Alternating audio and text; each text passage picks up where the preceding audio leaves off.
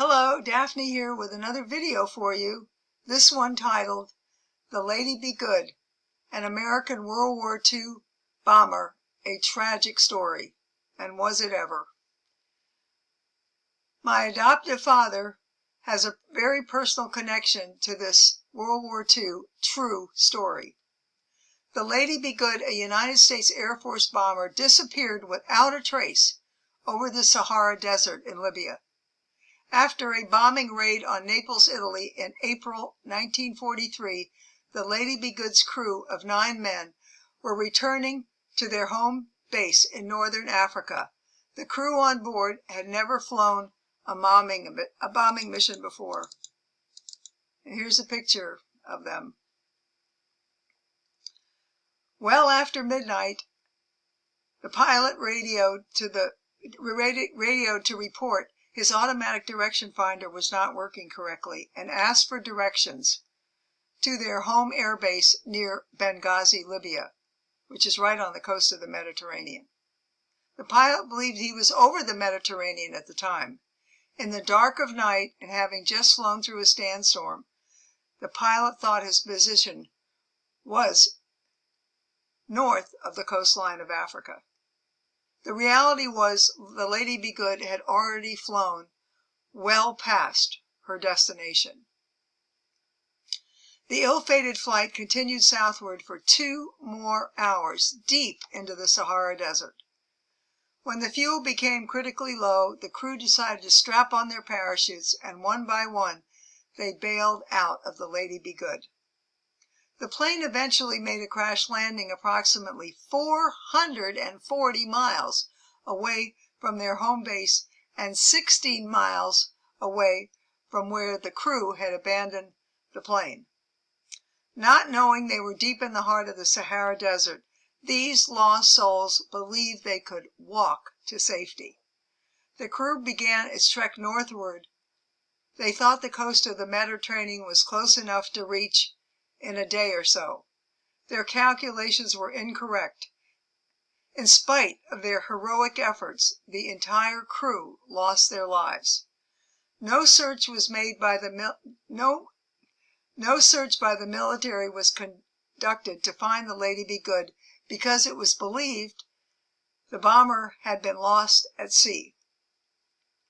That could have been the end of the story, but in 1958, when a British petroleum crew was looking for oil in the Sahara Desert, they accidentally discovered the Lady Be Good.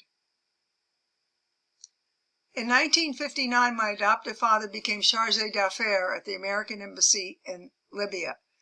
A year later, after the Lady Be Good was discovered in 1960, the bodies of the Lady Be Good's crewmen were found.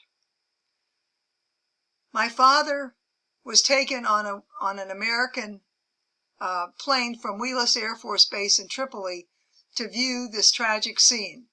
He flew over the downed plane and also traced the footsteps of where these men had lost their lives. The diary of the co-pilot was discovered on his body.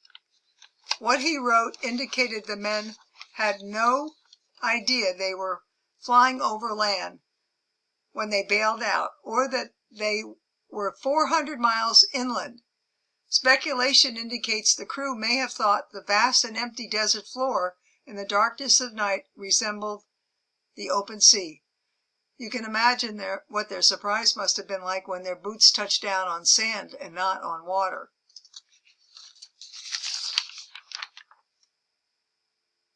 The diary described the crew's torturous 8 days of existence. With only a canteen of water to share, the men braved the Sahara's 100-degree plus daytime temperatures and very cold nights when they slept on the floor of the Sahara.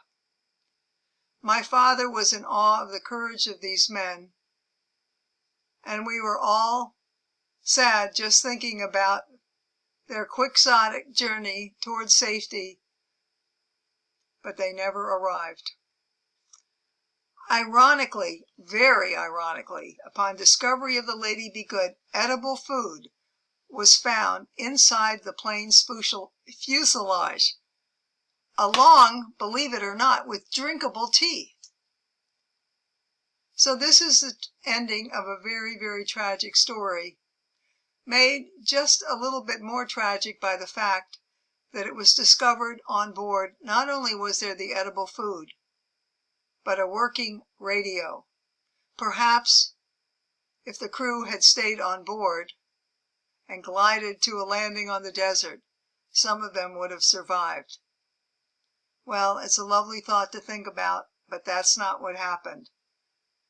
And that ends my story about the tragic flight of the Lady Be Good.